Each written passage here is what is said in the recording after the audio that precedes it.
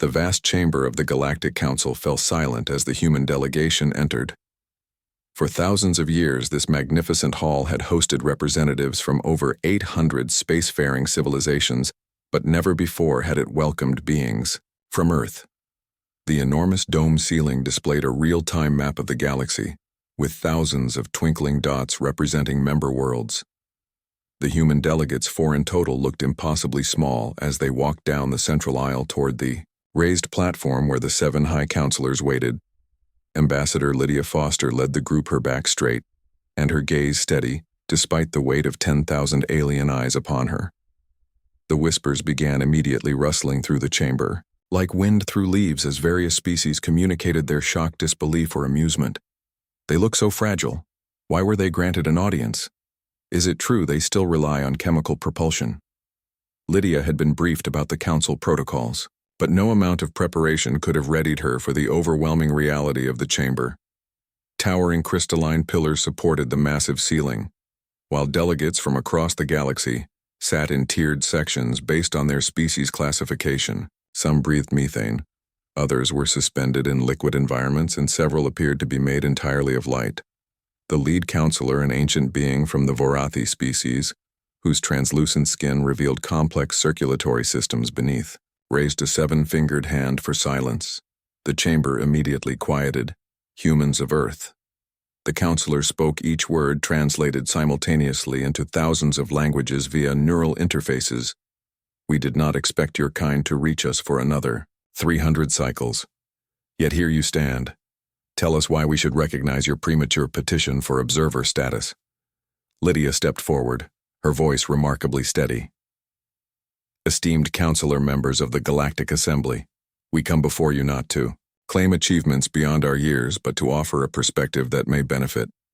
All murmurs rippled through the chamber. The Naxian delegate, a massive arthropod entity, clicked loudly. The humans bring nothing but primitive technology and warlike tendencies. Their history is stained with conflict. Lydia nodded respectfully toward the Naxian. Our history does include conflict. Yes, we acknowledge this truth. Many civilizations in this chamber likely experienced similar growing pains, but consider, for a moment, what rapid evolution under such pressure has created. She gestured to a woman beside her. Dr. Eliza Reyes, our chief xenobiologist, stepped forward holding a small device. With your permission, Counselor Lydia requested. The Vorathi counselor tilted his elongated head in curiosity. Proceed, but be warned. Any hostile action will result in immediate molecular dispersal. De Reyes activated the device, and a holographic display appeared above it, showing a double helix DNA strand alongside various cellular structures. As the display rotated, the DNA began shifting rapidly, cycling through thousands of variations. What you are seeing is human adaptability at the genetic level, Dr. Reyes explained. While many species evolve toward specialization, we evolved for adaptability. We can survive in more diverse environments than most known species. Our genetic structure allows for rapid mutation and adaptation across generations. Representative from the Malurian collective, a hive mind species, comprising millions of synchronized organisms, spoke. What value does genetic plasticity hold for established species? Lydia took over, her voice growing more confident. As your council records will confirm, the galaxy faces an adaptability crisis. Many species now struggle to colonize worlds without extensive terraforming. Diseases mutate faster than treatments can be developed, and resource depletion accelerates across systems. We offer not just our genetic adaptability, but our problem-solving approach, our ability to thrive under pressure and find unorthodox solutions. The third human delegate, Marcus Okafor, stepped forward. He was older than the others, his dark skin contrasting with silver hair. We understand your hesitation. To you, we may seem like children rushing to sit at the adults' table, but consider this: in just 3 centuries we went from powered flight to interstellar travel. While our technology may seem primitive, we developed it without guidance, without the benefits of council knowledge. The atmosphere in the chamber shifted subtly as the delegates considered this point. The fourth human, Nathan Rivera, opened a small container, extracting what appeared to be an ordinary earth apple. This fruit, he stated, has been genetically modified to grow in environments with high radiation levels, low gravity, and minimal water. Such adaptations took us mere decades to perfect, not the centuries your bioengineering protocols require. He placed the apple on a scanning platform, where its molecular structure was analyzed and displayed for all council members to see. Impressive came the telepathic communication from a gaseous entity floating near the ceiling. But adaptation alone does not justify premature admission. We have protocols for a reason. Lydia took a deep breath and played her final card. With respect, esteemed counselors, we did not come here merely to ask for observer status. We came because we detected the void corruption spreading at the edges of your territory. The chamber erupted in chaos as delegates shouted, argued, or fell completely silent. The High Counselor slammed a crystalline rod against the floor 3 times, sending reverberations through the chamber. How do you know of this matter? The Counselor's voice was cold with suspicion. This information is classified at the highest level, Dr. Reyes answered. We detected unusual quantum fluctuations at the edge of our solar system, fluctuations that matched theoretical models of dimensional breach. Our scientists determined it could only be caused by the collapse of space-time barriers, something we believe your council has been fighting in secret for over 50 years. The Varathi counselor exchanged glances with his colleagues. Then, after a moment of silent communication, he spoke. And what would primitive humans offer against such a threat? Marcus stepped forward again. Humanity has one trait that seems rare in the galaxy. We thrive on facing the impossible. Our entire history is defined by overcoming existential threats. We propose a joint research initiative. Our unorthodox thinking, paired with your advanced technology, may yield solutions that neither would discover alone. The council chamber had never been so quiet as delegates processed this unexpected proposal. The 7 high counselors conferred silently before the Varathi leader spoke again. You will be granted provisional observer status, Ambassador Foster. A probationary period of 5 galactic cycles during which your species will assist with research into the matter you have identified. If your contribution proves valuable, permanent observer status will be considered. Lydia bowed respectfully. We accept these terms and thank the Council for its wisdom, as the human delegation was escorted from the chamber toward their temporary quarters. Lydia allowed herself a small smile. The first step had been taken. Humanity now had a foothold in galactic politics. Hours later, as Lydia reviewed the day's events in her quarters, a soft chime announced a visitor enter. She called. The door slid open to reveal a Varathi, not the council leader but another of their species. Lydia recognized her from the briefing materials as Talia, the council's chief scientist ambassador. The Varathi said, her voice melodic. You surprised us today. Few expected humans to know of the void corruption. Lydia gestured to a seat designed to accommodate various physiologies. We detected the quantum fluctuations, just as we said. The Varathi scientist tilted her head. The fluctuations, yes. But the name void corruption, that is an internal council term, not something you could have detected. Lydia maintained her diplomatic composure, but her heart raced. We have our methods. Indeed, the Varathi replied. And that is precisely why some of us argued for your inclusion, Ambassador. We have been fighting this threat for far longer than 50 years. Your estimate was quite conservative. We have contained it for millennia. But in recent centuries, it grows stronger. Your species displays an uncanny intuition. We need that now more than ever. Lydia leaned forward. Is it really as bad as our models suggest? Worse, the Varathi admitted. Much worse. The corruption has accelerated exponentially. 3-star systems have already been quarantined. 2 have been completely lost. Lost, Lydia repeated. What does that mean? The Varathi scientists' inner circulatory system visibly darkened, a sign of distress. They exist outside our reality now, beyond our reach, beyond our understanding. Even our most advanced quantum observation techniques show nothing but void where those systems once existed. Lydia felt a chill run down her spine.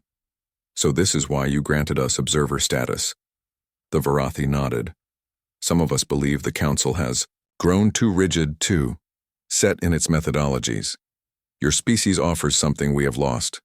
Creativity, intuition, desperation, born from your brief lives.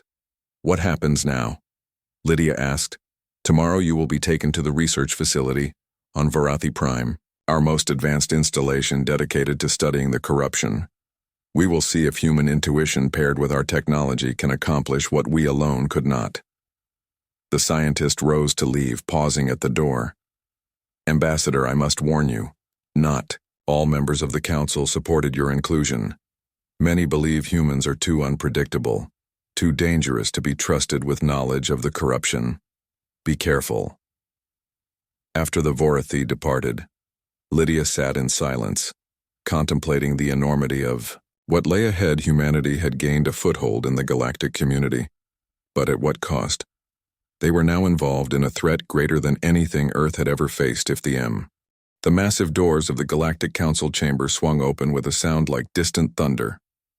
Captain Maya Patel took a deep breath and stepped forward, leading her team of 4 humans into what could only be described as the most intimidating room in the known universe. Unlike the diplomatic team that had established first contact 3 months ago, Maya and her specialists were scientists and soldiers, not politicians. The council chamber stretched upward for what seemed like hundreds of meters, its walls lined with viewing platforms filled with representatives from thousands of worlds.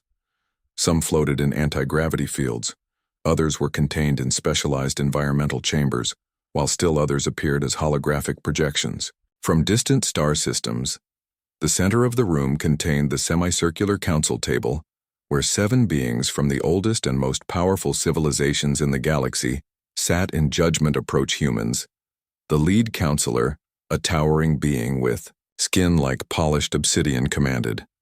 Its voice resonated directly in Maya's mind, bypassing her ears entirely. Maya and her team walked forward, their footsteps echoing in the sudden silence. She felt thousands of alien eyes examining her, judging. Her whispers in hundreds of languages filled the air. Some curious, others dismissive, some openly hostile. Why do they send more humans? Look how fragile they appear. Their civilization is barely a breath in cosmic time. The lead counselor raised a hand, and silence fell immediately. Captain Patel, you have been summoned because the situation has deteriorated. The emergency containment measures implemented by your predecessor, Ambassador Foster, have failed. The void corruption has breached the quarantine zone. We lose another system every 32 cycles. Maya stepped forward, her voice steady despite the pressure. I understand, Counselor. That is why Earth has sent us. Our team specializes in quantum physics, dimensional theory, and tactical containment. Dr. Ortiz, she gestured to a slight woman with intense eyes, developed the quantum barrier theory that Ambassador Foster's team implemented. A ripple of murmurs passed through the chamber as the assembled delegates processed this information. The quantum barriers were holding until the Zolthian Nebula collapsed, said another counselor, a being composed of swirling light. How can we trust humans to solve what they could not prevent? Dr. Elena. Ortiz stepped forward. Without access to your complete data, we were operating on theoretical models only. The barrier concept was sound, but clearly something about the nebula's composition accelerated the corruption. Now that we can directly observe the phenomenon, we can refine our approach. The Obsidian Counselor leaned forward. We have lost 38 worlds in the past cycle. Captain Patel, billions of lives have been taken by the void. Your species proposed a solution that has failed spectacularly. Why should we continue this alliance? Maya met the counselor's gaze unflinching. Because despite our failures, we have contained the corruption longer than any of your previous attempts, Counselor. 3 months ago, you told Ambassador Foster that this threat had resisted your efforts for millennia. In just 12 weeks, our partial solution bought you time. If you dismiss us now, what is your alternative? A tense silence filled the chamber, broken only by the soft hum of environmental systems and translation devices. Finally, a third counselor, an ancient arthropod entity, spoke. The human makes a valid point. The void corruption has accelerated, but not as rapidly as our models predicted. The quantum barriers did slow its progress. Maya nodded toward Dr. Ortiz, who activated a holographic projector. The image that appeared showed a complex mathematical model with swirling patterns that seemed to shift and change as they watched. This is our refined theory. Dr. Ortiz explained. The corruption isn't just consuming space. It is rewriting the fundamental laws of physics within the affected regions. The quantum barriers were designed to contain spatial anomalies, but the corruption has evolved. It learned to transmute the barrier energy and use it to accelerate its expansion. Evolved, one of the delegates called out. A spatial anomaly cannot evolve. It is not alive. Another member of Maya's team, Major Damian Cole, stepped forward with respect to the delegate from the Zinthar Collective. We believe that distinction may be our fundamental error. The corruption demonstrates behavior consistent with adaptation. When we deploy countermeasures, it responds. It changes tactics. If it were merely a physical phenomenon, it would behave consistently. The chamber erupted in overlapping conversations as delegates debated this theory. Some argued vehemently against it, while others seemed troubled by its implications. The lead counselor struck the floor with a crystalline staff, and the room fell silent again. You suggest the void corruption is sentient? The counselor's mental voice carried a note of alarm. This contradicts all established science. Not sentient exactly, said the fourth human Lieutenant Kira Wilson, an expert in xenobiology, but perhaps a form of emergent intelligence, a system that learns through interaction, rather than conscious thought, like your own Valthorian coral reefs which adapt to threats without true sentience. The council members conferred silently for several minutes while Maya and her team stood waiting. The tension in the chamber was palpable. Finally, the Obsidian counselor spoke again. If what you suggest is true, then our previous approaches were fundamentally flawed. We have treated this as a physical containment problem, not as an evolving system. Explain your proposed solution? Maya nodded to the final member of her team, Dr. Alex Rodriguez, a quantum physicist with wild hair and calculating eyes, who stepped forward holding a small device. Instead of containing the corruption, we propose to redirect it. Dr. Rodriguez said, the corruption follows paths of least resistance seeking energy, rich environments. If we create a more appealing target, we can draw it away from populated systems. He activated the device, which projected a complex three-dimensional map of the affected region. Glowing point appeared at the edge of the corrupted zone. This is the Helios Quantum Forge, a human-designed device capable of generating controlled quantum fluctuations that mimic the energy signatures the corruption seems to prefer. We believe we can essentially bait the corruption, drawing it toward uninhabited space while simultaneously studying its behavior. The arthropod counselor clicked its mandibles. You would feed this entity. We would direct it. Dr. Rodriguez corrected. Like guiding a river, not strengthening an enemy. Our model suggests this approach would reduce system loss by 78% while giving us time to develop a permanent solution. A delegate from the upper tiers, a being composed of crystalline structures, called down. This plan is reckless. The Helios device could accelerate the corruption rather than redirect it. We would be gambling billions of lives on human theories. Maya faced the delegate directly. With respect, billions are already dying. The current containment strategy has failed completely. By your council's own estimates, the corruption will reach the core worlds within 18 months. Without intervention, all life in this galaxy faces extinction. We offer an alternative with measurable chance of success. What do you offer? The chamber fell silent at this direct challenge. The council members exchanged glances before the lead counselor spoke. This proposal requires careful consideration. We will reconvene in 3 hours' time to render our decision. Until then, you will be escorted to the waiting chambers. The human team was led from the grand chamber to a smaller room with viewing windows that looked out over the spectacular cityscape of the galactic capital. The gleaming towers and flowing architecture were breathtaking, but Maya had little attention to spare for the view. Do you think they'll approve it? Elena asked. Once they were alone, Maya shrugged. They don't have much choice. The current strategy has failed completely and they know it. Major Cole leaned against a wall. His arms crossed. They're scared and fear makes people conservative, not bold. They might prefer a familiar failure to an unfamiliar risk. The door slid open unexpectedly, and a tall, elegant being entered. Unlike the counselors, this alien appeared almost human with silver skin and graceful proportions. Captain Patel. I am Thalia, Chief Scientist of the Etherian Collective. We have been monitoring your Helios project with great interest. Maya straightened. How? Do you know about Helios? That's classified Earth technology. The Etherian made a gesture that might have been amusement, Captain. When you joined the galactic community, you became subject to observation. Your quantum research facilities on Mars have been monitored since they were established. Dr. Rodriguez stepped forward defensively. Those facilities are shielded against all known scanning technologies, all known to humans, Thalia corrected. But that is not why I am here. The Council will reject your proposal. The humans exchanged alarmed glances. How can you know that? Maya demanded. The Council is still deliberating. Thalia moved to the window, gazing out at the city. I have served as scientific advisor to the Council for over 3 centuries. I know how they think. They fear your approach because it acknowledges a truth they have denied for millennia.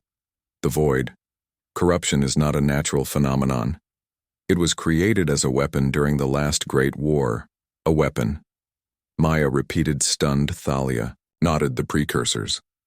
The civilization that preceded the Council created it to destroy their enemies, but it grew beyond their control. It consumed them first, then continued expanding. The Council has kept this. The Grand Chamber of the Galactic Council had never hosted a trial like this before. The immense room normally arranged for policy debates and diplomatic ceremonies had been reconfigured into a tribunal hall. The 7 high counselors sat elevated on a crescent-shaped platform while thousands of delegates from member worlds filled the surrounding tiers, creating a living amphitheater of diverse alien species. At the center of it all stood a single human woman, Commander Olivia Reeves, captain of the Earth vessel Pathfinder and now accused of crimes against the galactic community. Her shoulders were squared, her chin raised despite the crushing pressure of being the focus of so many alien eyes. Some hostile, some curious, some calculating. The lead counselor, a massive entity whose crystalline body reflected light in hypnotic patterns, raised an appendage for silence.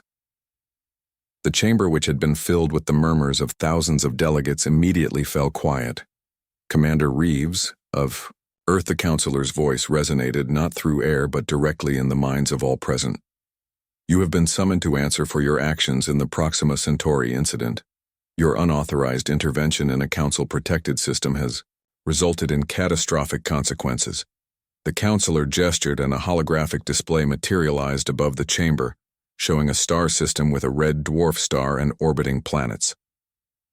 The image zoomed in on the 3rd planet where a massive structure was visible in orbit.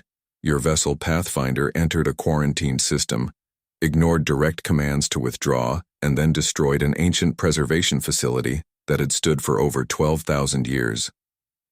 The voice of the counselor carried notes of barely contained rage. How do you answer these charges? Olivia took a breath, her voice clear and steady as she responded. I acknowledge that the Pathfinder entered the Proxima Centauri system. I acknowledge that we continued our mission despite warnings. I acknowledge that we neutralized the orbital facility, but I reject the characterization of these actions as crimes. A ripple of outrage passed through the chamber. Delegates from dozens of species shouted objections, while others observed. With calculating interest, the counselor once again called for silence. Explain your reasoning, human, before judgment is passed. Olivia nodded.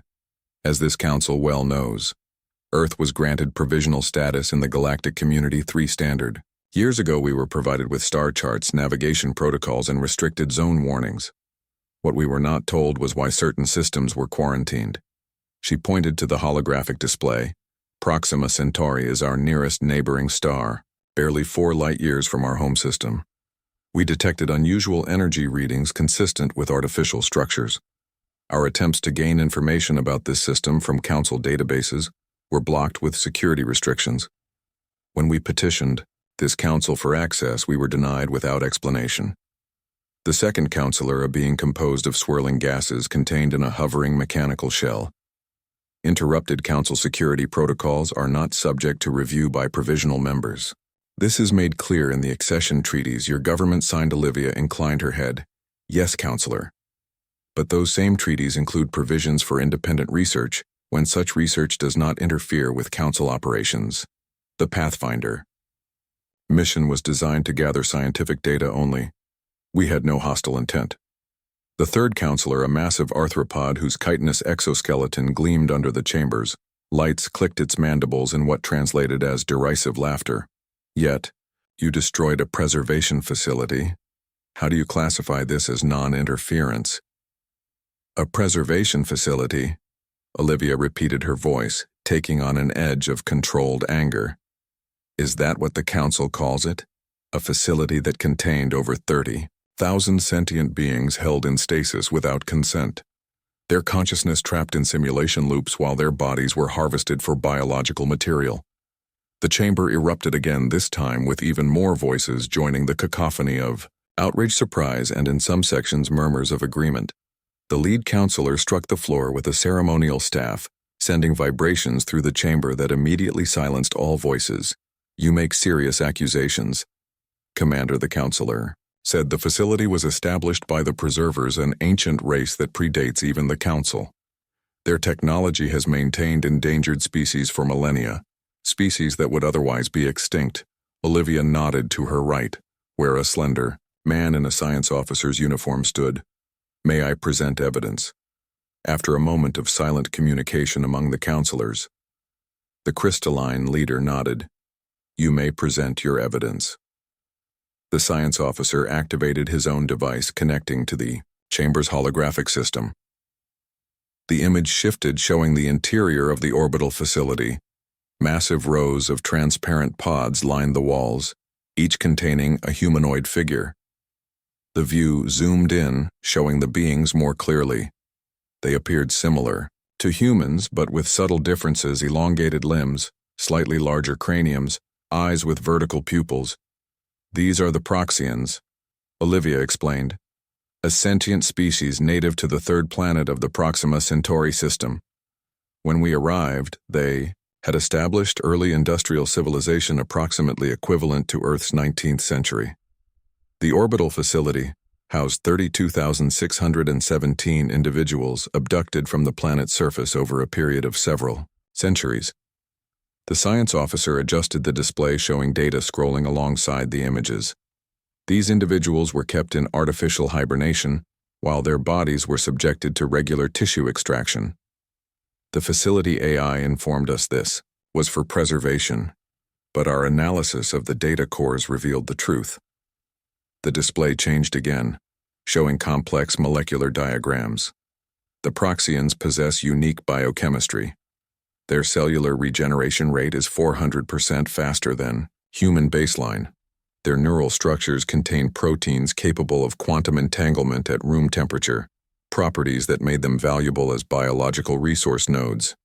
Resource nodes, repeated one of the counselors explain. Olivia took over again, her voice steady but laced with controlled anger. They were being farmed, counselor, not preserved. Their unique biology was being harvested to create medical compounds, luxury treatments, and specialized biological components for certain council races. We found shipping manifests, distribution networks, payment records. The facility wasn't preservation. It was a factory, and the Proxians were the raw materials. A heavy silence fell over the chamber as the implications sank in. The lead counselor seemed to dim slightly, its crystalline form losing some of its luster. Even if what you say is true, Commander, it was not your place to intervene. The Preserver's technologies are beyond your understanding. By destroying the facility, you may have doomed the Proxians rather than saved them. I anticipated that response, Commander Reeves said. With permission, she signaled to someone at the chamber's entrance. The massive doors swung open, and a delegation of 5 beings entered. They were clearly of the same species shown in the holographic display. The tallest among them stepped forward beside Olivia.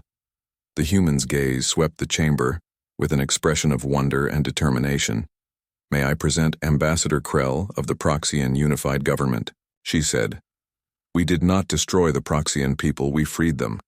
The council chamber erupted in chaos as delegates shouted questions, demands, and objections. The Proxians' presence changed everything about the proceeding. What had been a trial was suddenly a first contact scenario. Once again, the lead counselor called for order this time, requiring several minutes to restore silence. The crystalline being focused its attention on the Proxian ambassador. "This is unprecedented, Ambassador Krell. Your presence here challenges many assumptions. Please explain your perspective." The Proxian stepped forward, his movements graceful and deliberate. "For centuries, our people told stories of the sky demons who would come in the night and take our brothers and sisters. We believed them to be myths until the Earth vessel arrived. They detected the facility in orbit of our world and investigated. They found our missing people, over 30,000 souls trapped in endless dreams while their bodies were used as living factories." Krell gestured to Olivia. "Commander Reeves and her crew did not simply destroy the facility. They spent 3 months working with our scientists to safely awaken our people, to transfer the technology needed to continue their medical care, and to share the truth with our world, that the stars are filled with life, some benevolent, some hostile, some indifferent." Another counselor leaned forward.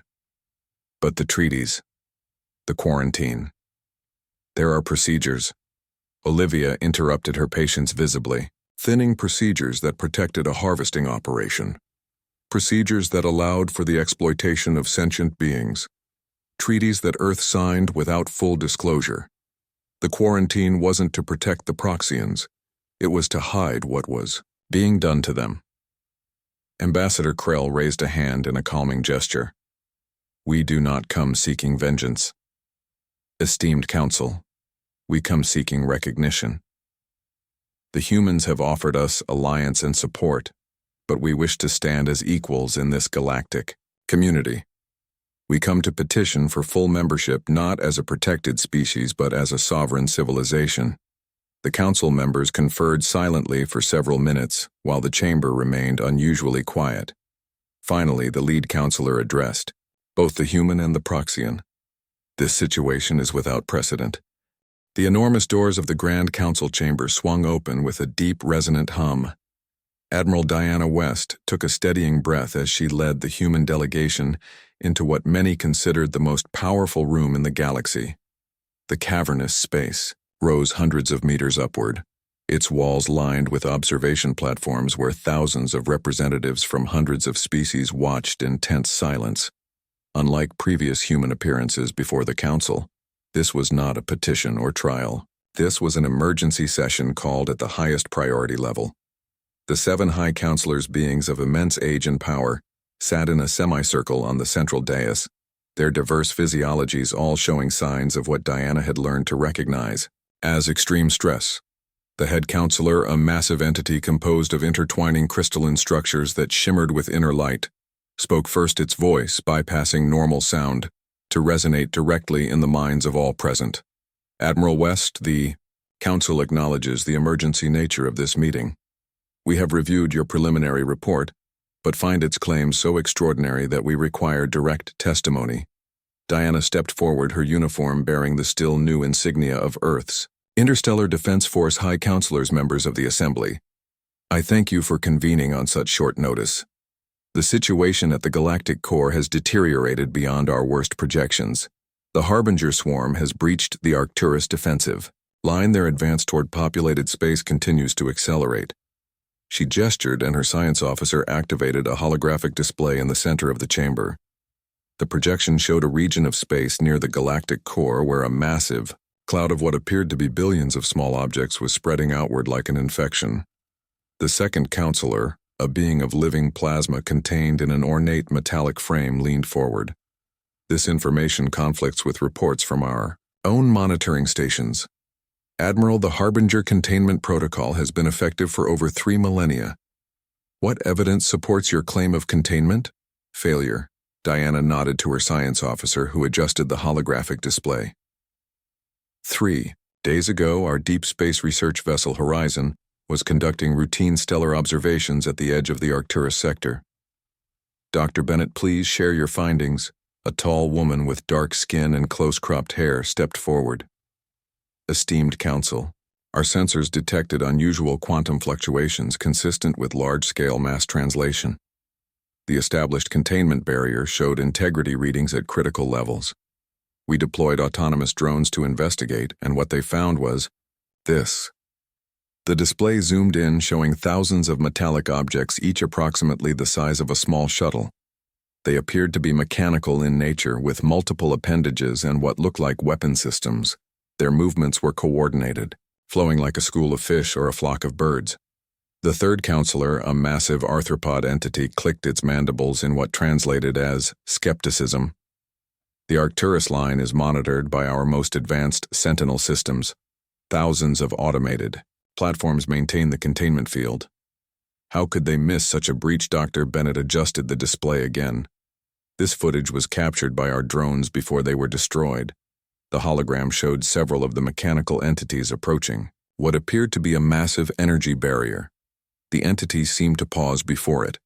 Then several of them attached themselves to the barrier. After a moment, they began to glow with an intense light. Then the barrier visibly weakened in that section, creating an opening through which thousands more entities poured. They appear to have evolved a method to deactivate sections of the containment field, Diana explained. They sacrifice several units which convert their mass to energy, creating a localized disruption. Then the main swarm passes through. The automated sentinels are programmed to detect large-scale attacks. Not these precision strikes. Impossible, one of the counselors objected. The Harbinger machines are quarantined without access to new materials or technology. They cannot evolve. Admiral West met the counselor's gaze directly. With respect, Counselor, that assumption has proven catastrophically wrong. The Harbinger swarm was created as a weapon system with advanced adaptive algorithms. Their programming includes the capacity to learn from failure, to reconfigure, and to develop new strategies. And they have had 3,000 years to do exactly that. The chamber filled with the sounds of hundreds of delegates speaking simultaneously. Some demanded more information, others called for immediate action. Still others questioned the veracity of the human report. The head counselor raised an appendage for silence.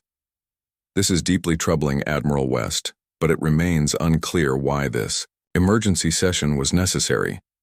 The Council has contingency plans for Harbinger containment failures. Reinforcements can be deployed from the Sentinel. Fleet Diana exchanged glances with her team before continuing. High Counselor, we did not call this emergency session merely to report a containment breach. We called it because the standard containment protocols will fail. The Harbinger swarm is no longer simply escaping. It is actively targeting and dismantling the containment infrastructure, and based on its current trajectory and acceleration, it will reach heavily populated systems within 17 days. 17 days. A member of the Council who appeared as a shifting cloud of luminous particles pulsed with alarm. That is not possible. Even at maximum velocity, the swarm would require at least 60 days to reach the inner systems. Dr. Bennett adjusted the display again.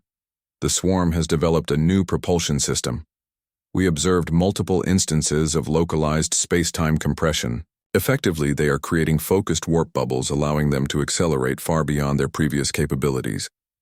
Our models indicate they will reach the Thalos system in 15 days, and the major population centers of the Orion Arm 2 days later. A heavy silence fell over the chamber as the implications became clear.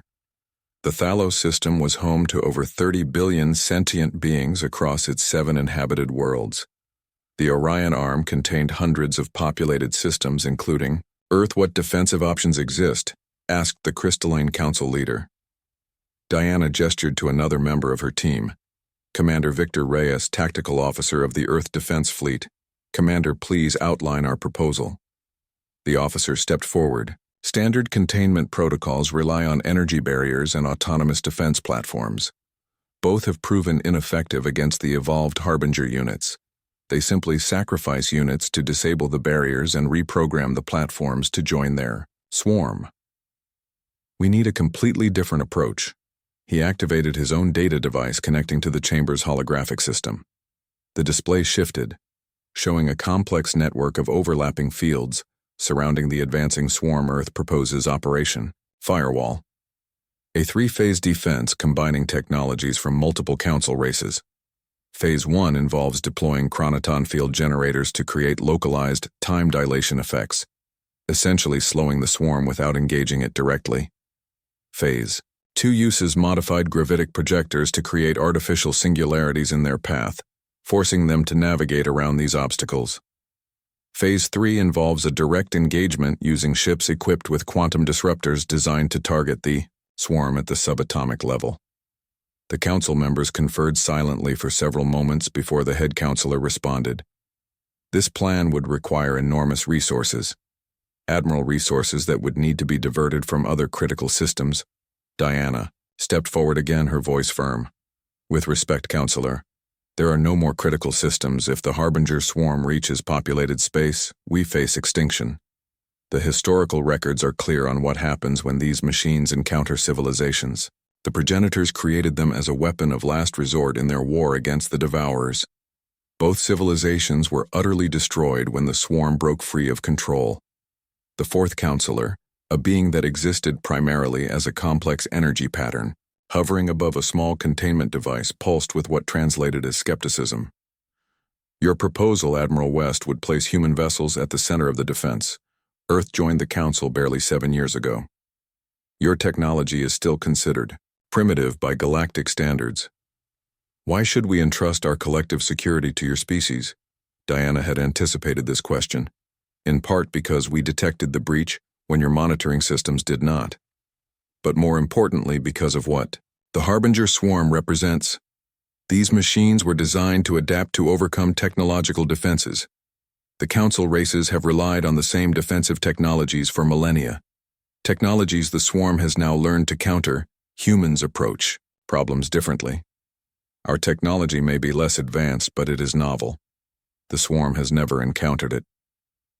She paused to let her words sink in. We do not suggest humans alone can defeat this threat. We propose a combined operation using Council resources but incorporating human tactical approaches. The Harbinger swarm is a learning system. To defeat it, we must be unpredictable. Earth forces can provide that unpredictability. A delegate from one of the upper tiers, a representative of the Thalasian Collective, one of the most technologically advanced species in the galaxy, called down Earth vessels, lack the advanced shielding, and the Grand Chamber of the Galactic Council had never been so silent. Every tier of the massive amphitheater was filled to capacity. Representatives from 842 spacefaring civilizations, all focused on the center of the room, where a single human stood. The ornate doors had parted minutes earlier, admitting General Mason Reed, his footsteps echoing across the polished floor as he approached the council dais. The 7 high counselors, beings of immense power and ancient lineage, watched his approach with expressions ranging from curiosity to open hostility. The lead counselor, a towering entity of living crystal, whose body refracted light in mesmerizing patterns, raised an appendage for attention. General Reed of Earth. The counselor's voice resonated directly in the minds of all present. You stand before this body to answer for the actions of humanity during the Nexus crisis. Explain why your species deployed a forbidden weapon in violation of Council Directive 769. Mason stood perfectly still, his military bearing evident in his rigid posture. He was the 4th human representative to stand before the Council in as many years. Humanity had risen quickly from obscurity to become a pivotal force. In galactic politics now, everything they had built might collapse based on his testimony. High Counselor members of the Assembly, Mason began, his voice steady and clear. I acknowledge that Earth forces deployed the dimensional cascade device in the Nexus sector 2 weeks ago. I further acknowledge that this technology was classified as forbidden under Council law. However, I reject the premise that this action constitutes a violation. Requiring sanction. Murmurs rippled through the chamber as thousands of delegates reacted to his bold statement. The second counselor, a being composed of intricate mechanical parts surrounding a core of brilliant energy, leaned forward.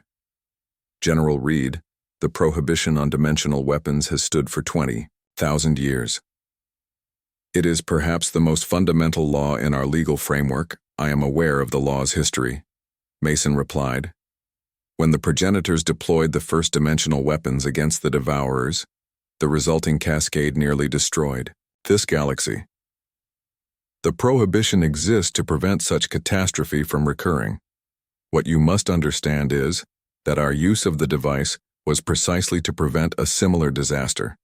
He gestured, and a holographic display materialized in the center of the chamber, showing the Nexus sector, a region where thousands of star systems had been showing signs of unusual gravitational disturbances. 3 months ago, Mason continued a routine patrol, detected quantum fluctuations in the Nexus sector. Initial readings suggested a natural phenomenon, perhaps a unique interaction between the 3 black holes in the region. Council scientists were dispatched to investigate. Their findings indicated the disruptions were benign anomalies that would dissipate naturally. The hologram shifted, showing sensor data and analysis reports. Earth scientists reviewing the same data came to a different conclusion. We detected patterns in the quantum field consistent with artificial manipulation, not natural phenomena. When we presented our findings to the Council Oversight Committee, our concerns were dismissed as speculative. The third counselor, a massive arthropod entity, clicked its mandibles in what translated as skepticism. Your scientists have existed as a spacefaring species for barely a century, ours for millennia. Why should your interpretation have superseded established expertise? Mason met the counselor's compound eyes without flinching. Because we were right. He adjusted the display, showing new data. The anomalies were growing, following an exponential curve that matched known patterns of technological, not astronomical development. We dispatched additional research vessels to gather more evidence. What they found confirmed our worst fears. The hologram shifted again, showing something that caused many delegates to gasp or make sounds of alarm. A massive structure was taking shape in the space between stars, a latticework of dark energy and exotic matter spanning thousands of kilometers. This was not a natural phenomenon, Mason said, but a dimensional gateway being constructed by entities from outside our reality. The quantum signatures matched records from the ancient conflict between the progenitors and the Devourers. Something was attempting to create a stable passage between dimensions large enough to allow for a full-scale invasion. The head counselor interrupted. If this were true, General, why did you not immediately bring this evidence to the council? We did, Mason replied. A human delegate gestured to a slender woman in a scientist's uniform who stepped forward. Dr. Leila Martinez, chief physicist of Earth's Dimensional Research Division, presented these findings to the Council Science Directorate 6 weeks ago. The evidence was reviewed and again dismissed as inconclusive. Dr. Martinez spoke. The Science Directorate specifically cited a lack of historical precedent. Their analysis relied heavily on records from the past 20,000 years during which no such interdimensional intrusions have been detected. The possibility that this represented a new threat rather than a known phenomenon was rejected. A delegate from one of the upper tiers, a representative of the Vorlon technocracy, one of the most advanced civilizations in the galaxy, called down. Even if your interpretation was correct, human deployment of a dimensional weapon was a disproportionate response. Council defensive fleets could have been mobilized. Mason turned to address the delegate. By the time our evidence was dismissed, the gateway was already 70% complete. Our models indicated it would achieve stability within 8 days. At that point, conventional weapons would have been useless against entities capable of manipulating dimensional barriers. The only effective countermeasure was a technology that could disrupt the dimensional frequencies being used to create the gateway. The fourth counselor, a being of pure energy contained in an ornate vessel, spoke for the first time. You claim necessity, General Reed, but the fact remains that humanity developed this forbidden technology in secret. How do you explain this clear violation of council? Lawmason gestured to another member of his team who stepped forward, a tall woman with auburn hair and intense eyes. Counselor M. Captain Valerie Cooper, head of Special Projects Division. When Earth joined the Galactic Council 7 years ago, we were granted access to historical archives, including records of the progenitor Devourer War, while the technical specifications of dimensional weapons were redacted. We were able to extrapolate the basic principles. She continued. Our research was purely theoretical, a defensive contingency against precisely the type of threat we encountered. Every spacefaring species conducts research into prohibited technologies as a precaution. The difference is that when faced with an imminent threat, we had the capability to respond. One of the counselors, a massive being composed of living metal, whose surface rippled like liquid, shifted forward. The deployment of your device created a dimensional rift that collapsed an entire sector. How can such destruction be justified? Dr. Martinez responded. The Nexus sector contained 14 star systems, none with inhabited worlds. The dimensional cascade was precisely calibrated to collapse the emerging gateway while minimizing collateral damage. Had the gateway been completed, the resulting invasion would have threatened millions of populated worlds throughout the galaxy. The holographic display shifted again, showing simulations of two scenarios. In the first, the gateway reached completion, and entities of impossible geometry poured through, spreading across thousands of light years. In the second, Earth's device activated, creating a controlled implosion that sealed the breach at the cost of 14 star systems. Mason faced the Council again. We made the only choice available to us given the information we had and the time constraints. We attempted to work within Council protocols, but when those protocols failed to address an existential threat, we acted to preserve the galaxy, even at the risk of censure. The chamber fell silent as the Council members conferred among themselves using their telepathic link. Finally, the head counselor spoke again. General Reed, the evidence you have presented is compelling. However, it does not change the fact that Earth violated one of our most sacred laws. The development and deployment of dimensional weapons is expressly forbidden regardless of circumstance. Mason squared his shoulders. Then we accept whatever consequences this council deems appropriate. But I would ask the council to consider this. Had we not acted, had we continued to defer to authority, despite our conviction that a threat existed, we would not be standing here debating legalities. We would be fighting for survival against an enemy that nearly destroyed this galaxy once before. Sometimes rules must be broken to preserve the principles they were created to protect. A new voice spoke from the upper tiers of the chamber. I request permission to address the council. All eyes turned to a delegate from one of the most ancient and respected species in the galaxy. The Arisians, a race of energy beings whose civilization predated even the council itself. The head counselor inclined in respect. The council recognizes Elder Zorix of the Arisian conclave. The Arisian floated down to the main floor, its form a swirling pattern of light and color. Esteemed council, I have observed these proceedings with great interest. The humans stand accused of violating law to preserve life. This is not the first such instance in our long history, the ANC.